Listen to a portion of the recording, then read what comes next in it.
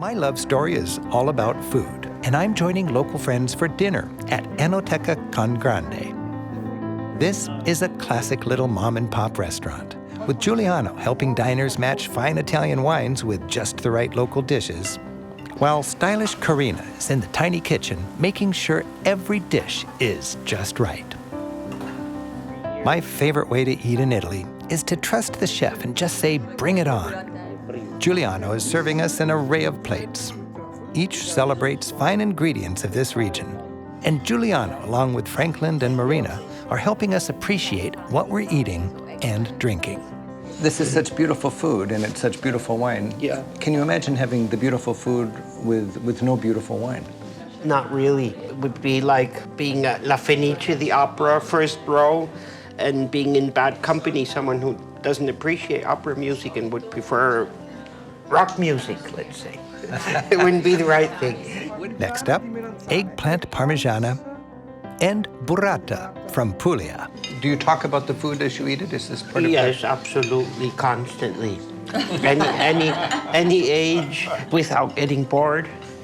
We might get drunk, but sure, not bored. Italians love to talk about food. Well, it's in their DNA.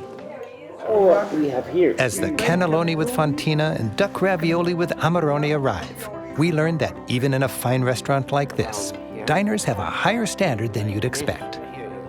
La mamma. Italian men who adore cooking will always refer to la mamma, their mother. That's the answer to everything. So it goes back to your childhood? Absolutely, yes. Sure. To go to a restaurant is wonderful, but how la mamma cooked, nobody can equal that. And finally, beef cheeks stewed in amarone with polenta, just as La Mamma made it. Rick, salute. Cheers. Mr. Mama. La mamma, okay.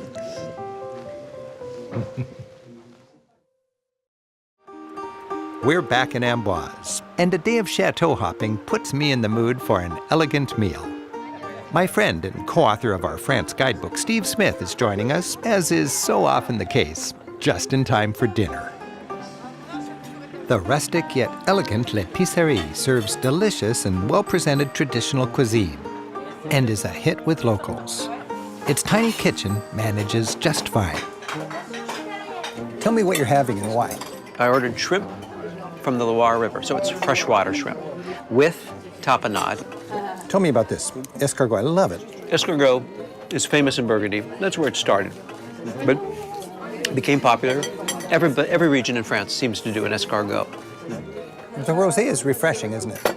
It's summer, August in France. We drink rosé. Even escargot, red meat? It's perfect. Oh, here we go. What do we have? That one for them? And I will take this one. Oh. Thank you. Steve, these are classic dishes. Yeah. You have lamb. I have duck. Yeah, duck seems to be pretty common. It is. It's on every menu. It's normal. It's like the chicken of France, really. But when you look at the price, it's not that cheap. You're right, in a sense, but it includes tax and tip. That adds up to about 25%. Now people should remember that when they're ordering. It's included. Aurora, the restaurant's owner, enthusiastically introduces us to her cheese course.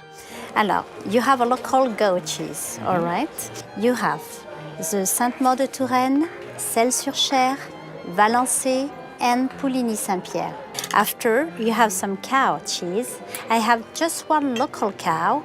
It's creamy and soft, and it's from the Loire-et-Cher department, the name the Trot.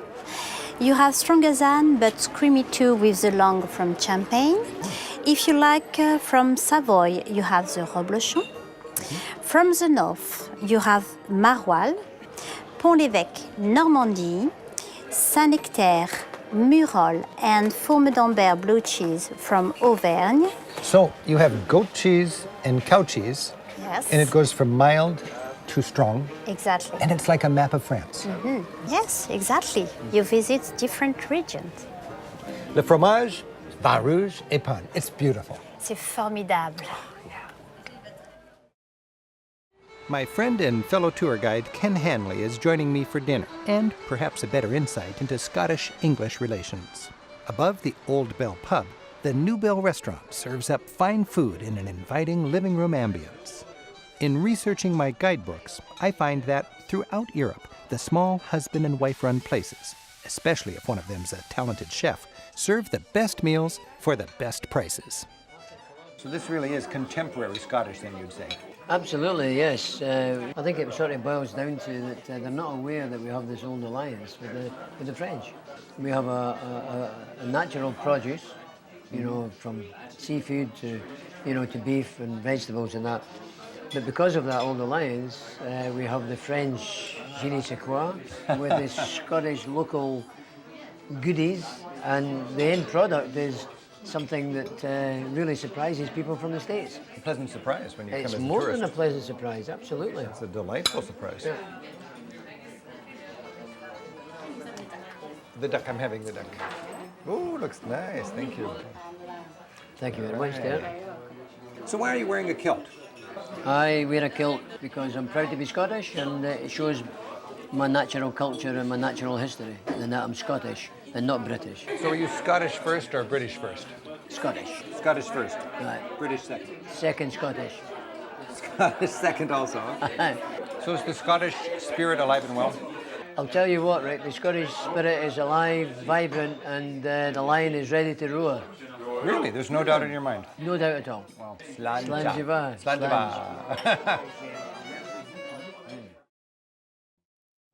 For dinner, I'm joining my friend and fellow tour guide Sabine Le Téturier back in Rouen. For what you'd expect to spend in a modest American restaurant, we're enjoying the full, fun-loving ritual of fine dining in France. Canard sauvageon à la rouennaise. Superbe. Very nice. This is classic Normandy cuisine. And tonight we're going to experience the 4 C's. Aha, 4 C's. What is we're going to that? have the cream, Cream. camembert, Okay. cider, and the calvados. Okay. And the cream, you can find it right in this sauce. They do mix it in. You Okay. have red wine, Uh-huh. foie gras, and cream. Okay. So cream Which is makes it really smooth. Cream is it a really part of kind the- smooth out the sauce. Oh. And the sauce is something that is very important in the Normandy cuisine.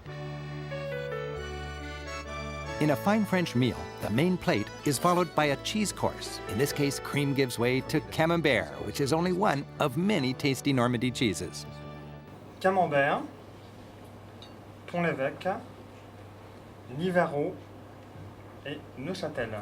So all of this cheese really is from this region, from a few miles from here, really. It's from Normandy, just about probably at the most 30 kilometers from here. Oh, I love this concept of eating locally. You eat locally, it's distributed locally, and you just enjoy it locally. The region is also famous for its apples, which are savored as cider or as the liqueur calvados. What is this? Soufflé aux pommes calvados. Soufflé. Apple soufflé with calvados.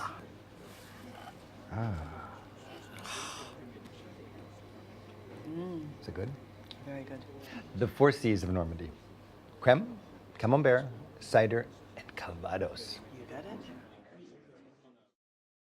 From this peaceful canal-side perch, the hubbub of downtown Venice becomes a romantically floodlit cityscape. Piero's brother-in-law, Roberto, has joined us, and after a day on the lagoon, it only makes sense to opt for seafood, the obvious forte and passion of Venetian chefs. For antipasti, we have a tray of riches from the lagoon: sardines, calamari, octopus, and bacala. This is like a cream. It's baccalà mantecato. So this would be like a cream. a cod. And along with it, a bowl of fresh mussels and clams. Spaghetti alla buzzera comes next. This dish is common in the North Adriatic.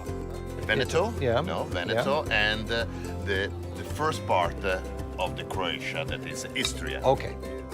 It has a fresh tomato sauce, spaghetti made from farro, and it's topped with langostino. The food is fantastic, and this romantic setting makes it even better.